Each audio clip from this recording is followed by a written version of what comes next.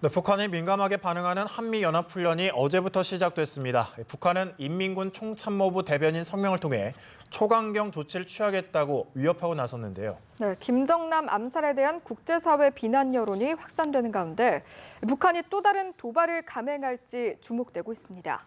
이 시간 전 북한 외교관 출신인 고영환 국가안보전략연구원 부원장 모시고 자세한 이야기 나눠보겠습니다. 어서 오세요. 네, 어서 오십시오. 예. 어제부터 한미연합훈련이 시작됐습니다. 앞으로 이제 2달 동안 예정이 돼 있는데 소식이 이제 전해지는 것처럼 미국 전략무기들이 대거 동원될 것으로 보입니다. 이 한미연합훈련, 북한이 좀 민감하게 반응하는 그런 때죠. 워낙 팀 스피릿 훈련 때부터 이제 강경하게 북한이 대응을 해왔고요. 예. 사실 오늘 아침에 총참모부 대변인 담화인데 급수로 보면 그렇게 높은 급수의 강경 대응은 아닙니다. 왜냐하면 총참모부 대변인 담화라는 게 대변인 담화가 있고 대변인 성명이 있고 총참모부 담화가 있고 총참모부 성명이 있고 그 후에 정부 성명이 있고 그러니까 지금 봐서는 제일 낮은 급의 대응이라고 볼 수가 있습니다. 그런데 어쨌든 말은 뭐 굉장히 거칠죠. 뭐 한 점이 불꽃이라도 튀기면 아야 심리학의 아성을 뭐 분질러 버리겠다 뭐 이런 식으로 나오는데 뭐 그 사람들 말 험한 건 뭐 한두 해 우리가 알아온 것도 아니고 어쨌든 지금은 조금 발언의 수위를 아니면 급수를 조정하는 그런 모양새인데 어쨌든 북한으로서는 신경이 자극되는 부분이 있는 것만은 사실입니다. 그렇군요. 어쨌든 발언의 급수를 좀 높이기도 했고 초강경 조치에 나서겠다라는 입장을 밝히기는 했는데 실제로 어떻게 이런 조치에 나설 가능성도 있다고 보시는지요? 그러니까 제일 지금 가능성이 큰 것이 이제 미사일 발사 같은 도발. 그거는 이렇게 뭐 지금 미군이 들어와서 연합 연습을 하는데 우리 지역을 포격하거나 이런 거는 사실 좀 불가능하거든요. 사실 그렇게 지금 훈련을 하고 들어오는 판에 그 군사적 도발을 직접 하기는 그러니까 아마 중거리 미사일 도발이나 아니면 조금 더 경과를 보아가다가 이제 3월 말 4월 초 또 4월 15일 날 김일성 생일 105돌입니다. 그러니까 뭐 북한이 죽은 사람 생일까지 명절로 세는 건 북한이 좀 유일한 나라인 것 같은데 4월 15일, 그러니까 3월 말부터 4월 15일 사이에 새로운 ICBM 발사도 있을 수 있다고 생각을 하고 그런 식의 발언 또 그런 식의 반응 도발이 있을 것 같고 뭐 이제 어떤 뭐 미국의 발언이 좀 거칠어지고 또 어떻게 또 뭐 전략 자산들이 수가 아니면 병력 규모가 커진다 그러면 핵실험까지도 할 수가 있다고 생각을 하는데 핵실험은 지금 준비는 다 끝났다는 게 정보당국의 판단이거든요.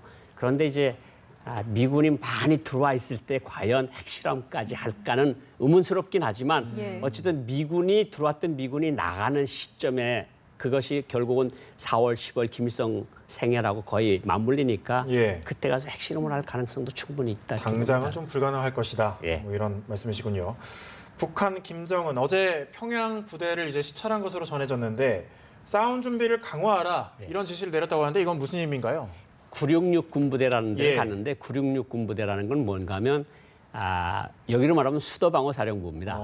북한에서는 91 훈련소라고 그러는데 966 증강된 군단급의 규모의 부대고 김정일이 살아있을 때 30몇 번인가 갔던 부대고 김정은이도 11번인가 간 부대인데 이게 전시의 평양시를 보호하고 이른바 혁명의 지도부를 수뇌부를 보호하는 임무를 띈 부대가 딱 비슷하게 뭐 이해하면 되겠네요. 이해하면 되는데 거기 가서 기본적으로 이야기한 게 혁명의 수뇌부를 목숨으로 보유하라. 이 소리는 뭐냐면 너네가 목숨으로 보유하라 이 뜻이거든요. 그런데 이제 뭐 966 군부대라고 하는 것이 이제 북한에서는 좀 특수한 부대이긴 합니다. 다른 군단보다는 좀 무력도 조금 더 많고 좀 더 정예 병사들을 갖다 놓고 그러니까 이제 김정은으로서는 약간 겁이 나겠죠. 한미연합훈련이 시작되니까 그 부대부터 가서 절대로 나의 목숨을 사수하라 이런 지시를 준 거 아니겠습니까?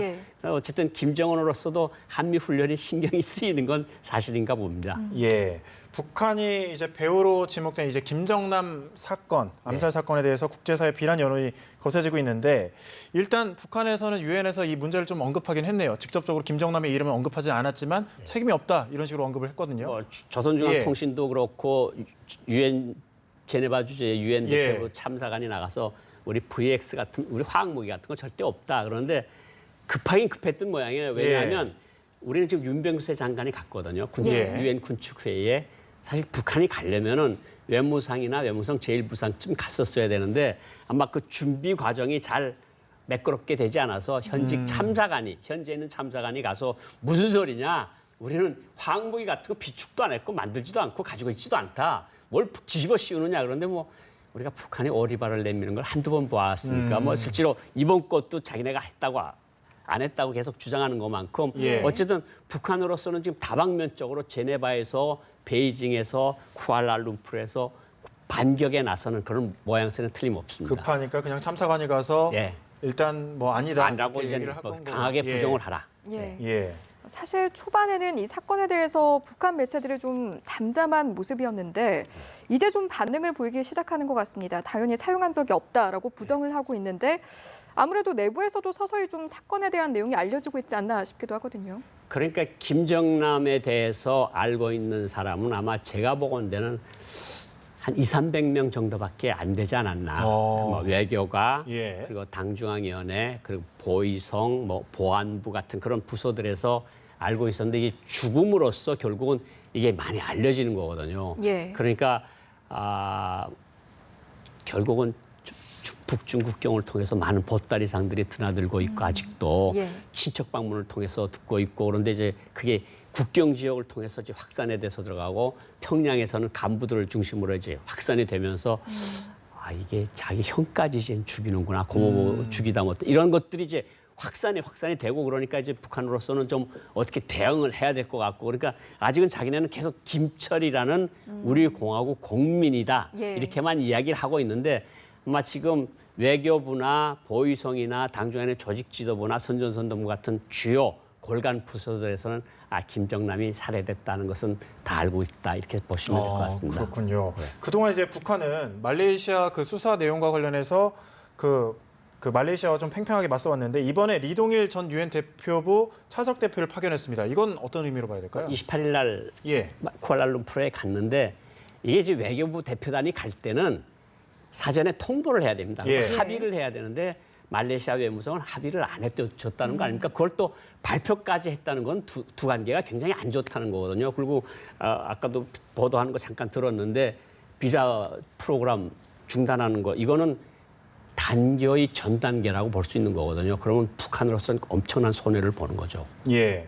또 저희 뉴스 시작 전에 확인된 내용이거든요. 말레이시아 리정철 북한 추방 결정 예. 결정이 이뤄졌는데 이 부분에 대해서는 어떻게 생각하시나요? 그러니까 그 사람이 가지고 있는 혐의라는 게 그 공작조를 움직이는데 그렇죠. 4명을. 그걸 했으니까 직접적인 살인의 원인을 뭐 제공했다고 볼 수 있겠지만 어쨌든 살인한 사람은 아니고 그러니까 북한과의 관계도 있고 그러니까 그냥 추방 형식을 취하는 거로 그래서 이 사람 거는 넘기는 것 같은데 그보다 더 중요한 것은 어쨌든 6일부터 두 나라 사이의 비자 면제 프로그램을 종결하겠다고 말레이시아 당국이 일방적으로 선언한 것이 더 큰 예. 문제이다 이렇게 볼 수 있습니다. 예. 아무래도 앞으로 향후 양국 관계가 어떻게 전개될지도 좀 관심이 생기는데요. 관심이 많은 게 예. 말레이시아가 동남아시아에서 북한의 공작 거점 그리고 이렇게 해킹 프로그램의 예. 거점 그리고 북한의 외교 거점 예. 제일 큰 거점이었어요. 거점국이 인도네시아, 베트남, 말레이시아인데 예. 그래서 말레이시아에 수많은 북한 사람들이 한 1,500명 정도가 들어가 있거든요. 비자 없이 다 들어가는 건데 앞으로는 비자를 받아야 되는 거 아니겠습니까? 예. 그럼 이것도 여기에서 끝나지 않고 어떤 또 다른 증거들이 나온다 그러면 단교해도 말레이시아로서는 아쉬운 게 하나도 없거든요. 그런데 이것을 결국은 빌미를 제공한 것은 강철 대사입니다. 예. 현지 북한 대사가 말레이시아 수사 방법을 계속해서 비난을 하고 내정 간섭적인 발언을 많이 하니까 말레이시아 총리까지 나서서 북한을 비난한 거 아닙니까? 예. 비난 정도가 나왔을 때 이거 두 나라 관계 순탄치 않을 거다. 두 나라 관계 단교까지 갈 것이다. 그러면 북한으로서는 무기 수출하는 것도 거기서부터 시작을 했고 예. 그리고 온갖 뭐 외국에서 들어오는 돈 같은 거 운반하는 것도 거기를 통해서 했고 공작도 거기를 통해서 했는데 북한으로서는 중요한 거점을 하나 잃는 그런 타격을 입게 되는 거죠. 실제로 단교가 될까요? 저는 단교가 된다고 생각합니다. 된다고. 이렇게 예. 총리나 부총리나 여러 장관들이 말을 보고 저는 단교까지 가겠다 그런 생각을 했거든요. 예. 중국 정부와는 분위기가 좀 많이 다른데 그 중국 정부가 리길성 외무부 부상을 초청을 했습니다. 예. 왕이 부장과도 이제 만났는데 굳건한 우호 관계를 계속해서 확인하고 있습니다. 관계 개선에 나갔다고 봐야 될까요, 이걸? 지금 앞에 방금 뉴스 방금 하신 것처럼 했죠. 이제 사드에 관해서 우리 롯데그룹이랑 우리 기업들에 대해서 지금 보복 조치 같은 것을 취하고 있는 거 아니겠습니까? 예. 있는 거 아니겠습니까? 다른 때 같으면 외무성 부상을 오라고 하지 않았을 거고 왕이 외교부장이 만나주지도 않았을 건데 이거는 결국은 한국이 보라는 거거든요. 그러니까 결국 사드를 배치하고 그러면 우리 북한 카드를 계속해서 활용하겠다. 미국한테도 그렇게 이야기를 하는 거거든요. 근데 예. 뭐 이 두 나라 관계를 강화하겠다. 이건 그냥 립서비스인데 어쨌든 저런 사진을 보여줌으로써 한국과 미국에 보여줌으로써 우리가 북한 카드를 충분히 이용할 수 있다. 이런 것을 경고하는 의미도 분명히 있는 거거든요. 그런데 외무성 부상 정도가 가서 예. 석탄 수출 수입 금지 조치를 풀고 이런 거는 총리나 최령해 정도가 가야 풀 수 있는 문제지 외교부 차관 정도가 풀 수 있는 문제는 아니고 두 나라 관계도 부상 정도가 가서 풀 수 있는 그런 단계는 아니다. 다만 예. 중국이 북한을 이용해서 우리와 미국에 압력을 가하려고 하고 있다. 그렇게 저는 보고 있습니다. 지금 말씀하신 사진이 나왔는데 정말 딱 보여주기식으로 딱 그렇죠. 이렇게 포즈를 잡고요. 딱 보라 이런 거죠. 예, 예. 말씀하신 네. 대로입니다. 예. 보여주기 식이긴 하지만 어쨌든 지금으로서는 중국이 이런 입장을 유지를 한다면 이번 사건에 좀 적극적으로 나서지 않을 것으로 보이기도 하거든요. 그렇게 된다면 북한으로서는 좀 이런 상태로 장기화된다라면 북한 측에 좀 유리해지지 않을까 싶기도 한데요. 그런데 북한과 중국 간에 핵 문제가 있죠. 예. 그리고 미국과 중국과의 문제가 있어요. 사실 미국과의 무역 관계가 타격을 입으면 중국 경제 주저앉을 수도 있거든요. 예. 예. 그런데 지금 여기에 사드 문제가 생기면서 틈이 있어 보이니까 북한도 그 틈으로 들어가려고 그러는 것 같고 예. 중국도 그 틈을 이용해서 한국과 미국의 어떤 좀 보여주기식 카드를 보여주는 건데 예. 김정남 살인 사건으로 해서 중국 지도부가 북한에 느끼고 있는 배신감 같은 거는 굉장히 큰 것으로 전해지고 있습니다. 왜냐하면 자기네가 보호하고 있고 자기네가 히든 카드로서 가지고 있던 김정남이를 중국 영향권에 있다는 거 볼 수 있는 나라에서 비행장에서 독살한 거 아니겠습니까?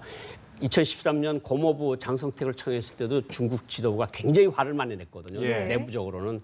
그런데 자기네가 히든 카드로 가지고 있는 김정남이도 독살했으니까 속으로는 아마 부글부글 끓을 겁니다. 그렇지만 저런 사진 한 장 딱 보여줌으로써 우리는 다른 길로도 갈 수 있다고 말하고 싶은 건데 예. 실제로 다른 길로 가기는 쉽지가 않을 겁니다. 그러니까 북중 관계가 그렇게 이렇게 한두 번 왔다 갔다 해서 풀릴 수 있는 그런 관계는 아니다. 예. 예, 알겠습니다. 말씀 여기까지 듣도록 하겠습니다. 고영환 국가안보전략연구원 부원장과 함께 이야기 나눠봤습니다. 고맙습니다. 고맙습니다.